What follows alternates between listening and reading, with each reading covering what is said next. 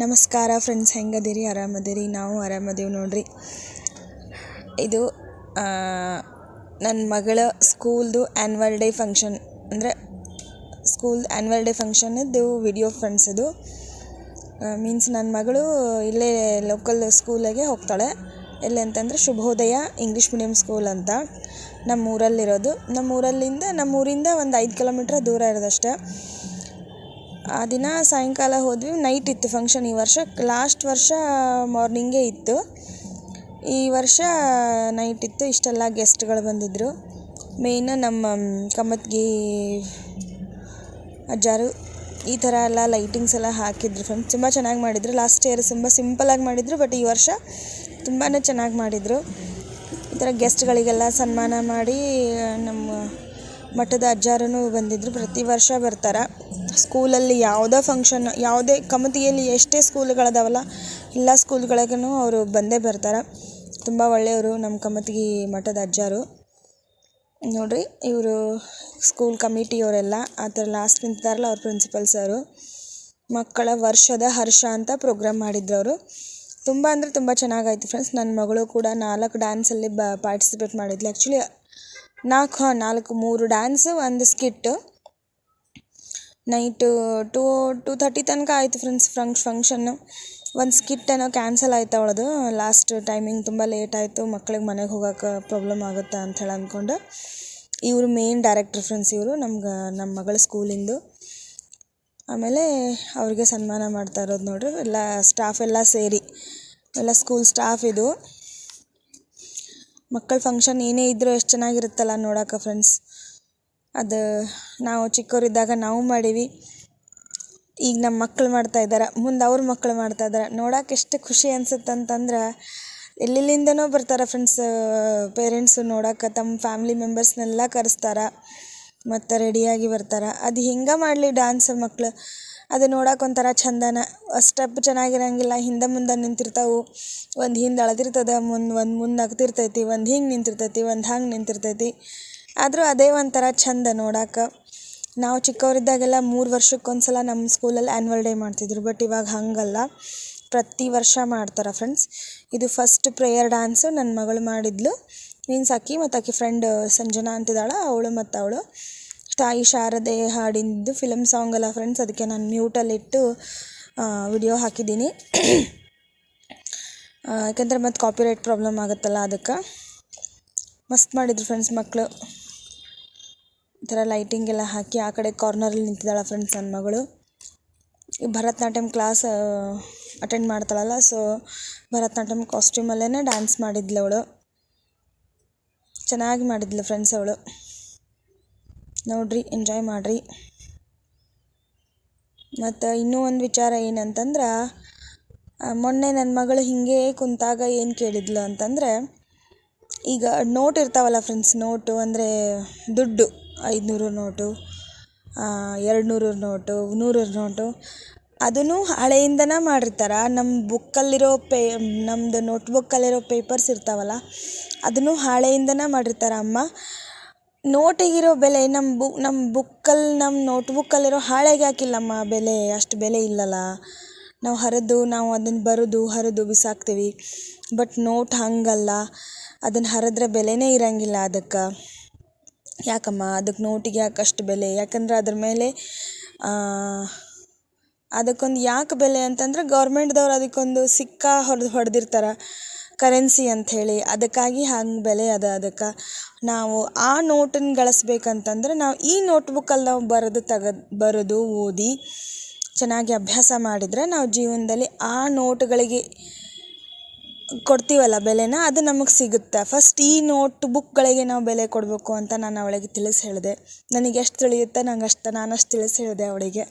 ಅರ್ಥ ಮಾಡ್ಕೊಂಡ್ಳು ಅಂತ ಅಂದ್ಕೊಂಡೆ. ಬಟ್ ಈ ವಯಸ್ಸಲ್ಲಿ ಆ ಥರ ಪ್ರಶ್ನೆ ಬರೋದು ದೊಡ್ಡ ಮಾತು.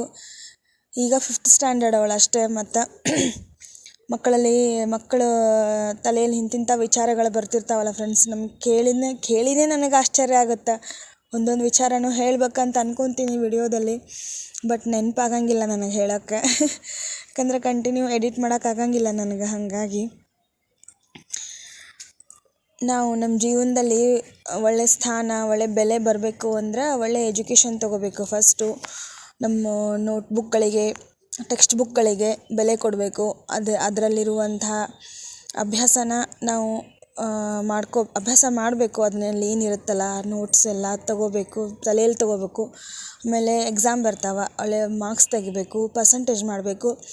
ನೆಕ್ಸ್ಟ್ ನಮಗೆ ಕೈಯಲ್ಲಿ ಆ ನೋಟ್ ಬರುತ್ತೆ, ದುಡ್ಡು ಬರುತ್ತೆ ನಮ್ಮ ಕೈಯೊಳಗೆ.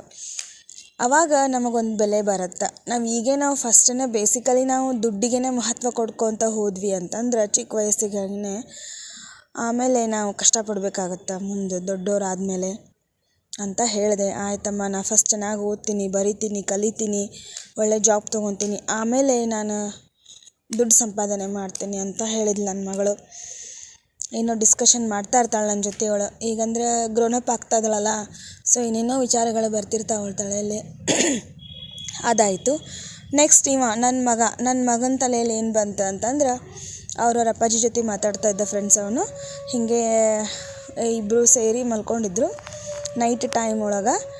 ಆವಾಗ ಅವನು ಅವ್ರ ಅಪ್ಪಾಜಿಗೆ ಕೇಳ್ದ, ಅಪ್ಪ, ಇವಾಗ ನಾನು ಸಣ್ಣವನದೀನಿ, ನೀವು ದೊಡ್ಡವರದೀರಿ, ನಾನು ಎಲ್ಲರೇ ಹೋಗ್ಬೇಕಂತಂದ್ರೆ ನಾನು ಎತ್ಕೊಂಡು ಹೋಗ್ತೀರಿ ನೀವು, ಯಾಕಂದ್ರೆ ನಾನು ಸಣ್ಣವನದೀನಲ್ಲ ಅಂಥೇಳಿ.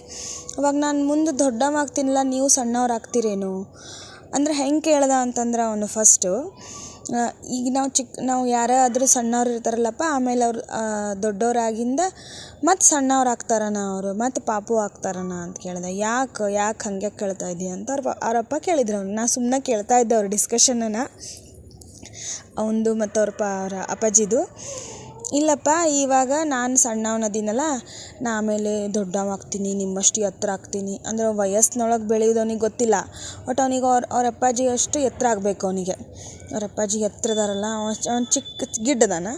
ಸೊ ಎತ್ತರ ಆಗ್ತೀನಲ್ಲಪ್ಪ ನಾನು ನಿಮ್ಮಷ್ಟು ಎತ್ತರ ಆಗೋಣ, ನೀವು ಅವಾಗ ಸಣ್ಣವ್ರಾಗ್ರಿ, ನಿಮ್ಮನ್ನು ಎತ್ಕೊಂಡು ಅಡ್ಡಾಡ್ತೀನಿ ಅಂತ ಹೇಳ್ದ.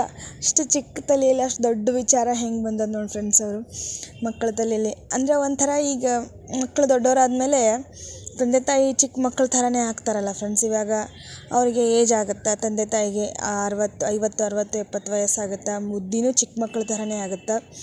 ನಮ್ಮನ್ನು ಯಾರದಾರ ನೋಡ್ಕೊಳ್ಳೋರು ಅಂತ ಅವ್ರಿಗೆ ವಿಚಾರ ಬರುತ್ತೆ. ಸೊ ಈಗ ಈ ಜನ್ರೇಷನ್ ಈ ಥರ ವಿಚಾರ ಬರೋದಂದ್ರೆ ತುಂಬ ರೇರು.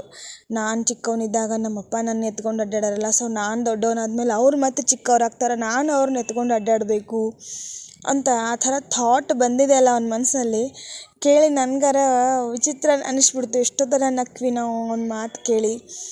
ಮತ್ತು ಒಂಥರ ಹೆಮ್ಮೆ ಅನ್ನಿಸ್ತು ಅವ್ನ ಮನಸ್ಸೊಳಗೆ ಹಿಂಗೆ ವಿಚಾರ ಬಂದಾವಲ್ಲ ಅಂತ.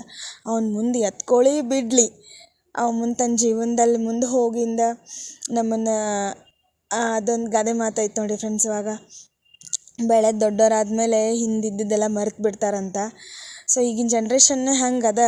ಹಿಂದೆ ನಾವು ಬಿಟ್ಟು ಬಂದಿರ್ತೀವಿ, ಮುಂದೆ ಲೈಫ್ ಒಂದೇ ನೋಡ್ಕೊತಾ ಇರ್ತೀವಿ. ನಮ್ಮ ತಂದೆ ತಾಯಿ ನಮಗೋಸ್ಕರ ಏನೇನು ತ್ಯಾಗ ಮಾಡಿರ್ತಾರೆ ಅನ್ನೋದು ನಾವು ಒಂದು ಕ್ಷಣಕ್ಕೆ ಮರ್ತಿರ್ತೀವಿ. ಮತ್ತು ಅದು ಏನೋ ಒಂದೊಂದು ಸಲ ನೆನಪು ಆಗುತ್ತೆ.